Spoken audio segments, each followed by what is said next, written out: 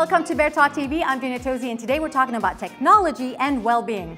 So there's a study that was published by a company called Aruba saying that digital workplaces, or people, employees who work for digital workplaces, are happier, more satisfied, and they're more productive, and is better for their well-being. So what do you guys think about that? I can totally agree. Can we define digital workplace first, though? Because I have so many things floating through my head when you talk about digital workplace. So I guess you have more gadgets that help you be more productive. So, you know, computers or whatever else that, that helps you, video conferencing, things like that. So no more blackboards. No more blackboards. No blackboards, no cubicles. Okay.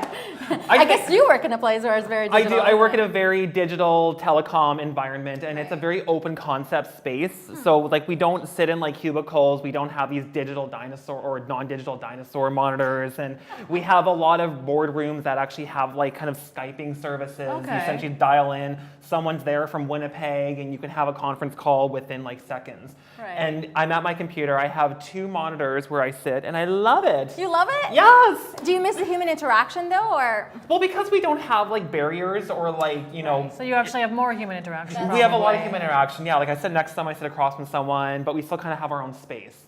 And everything's accessible. We have the tools and resources to do our job digitally the best it can be. I come from a healthcare environment, and like your doctor's office is probably one of those places where it's been very cottage industry, very paper-based for a long time. And when I built my clinic, the whole goal was to be completely paperless. And I think it really helps both the physician and the provider because everything's on electronic medical records. The physicians can have tablets, and they can just find information faster. So I know in terms of healthcare, the digital world and the technological advances have really helped for both the patient and physician. But do you think there's any threat in terms of security though, privacy and security? Well, anything for healthcare is like super secure. Like it needs to be. It needs to follow, I think it's like HIPAA and PIPA and all these like different acronyms. Like it's not just, we're not just Googling things and like putting patient charts on Word documents. Like these electronic medical records are very secure. And the cool thing is that once they all start to talk to each other, which they're not doing yet, then you could go from my clinic to another clinic in like New Brunswick or Vancouver or Toronto,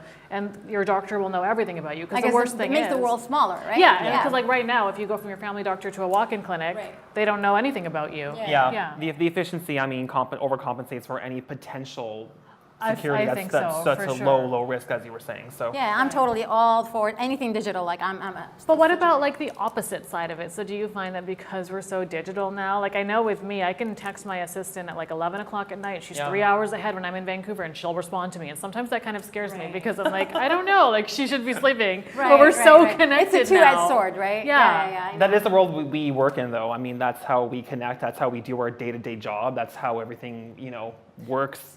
Essentially, it's just so easy and it's accessible and it's efficient. It's efficient, but do you think that there's a threat of automating everything to job security itself? I mean, aren't you afraid to lose your job once everything becomes so Jack digital? Ma, the guy who founded Alibaba, actually, there was something a few days ago where he said if we don't change the structure of education and how education is happening, then robots are going to replace everything we do. Yeah. Which I think could be, although no one knows what I do, so it's going to be hard to replace me. There are some specific fields that's going to be really difficult to automate or build a digital doctor robot, kind of like Big Hero 6. We're there. Doctors probably. Well, we're not a digital doctor, but like if you're in a nursing home, they set up like almost like a robot with this tablet, and the doctor can be anywhere in the world, and there's a nurse taking your vitals.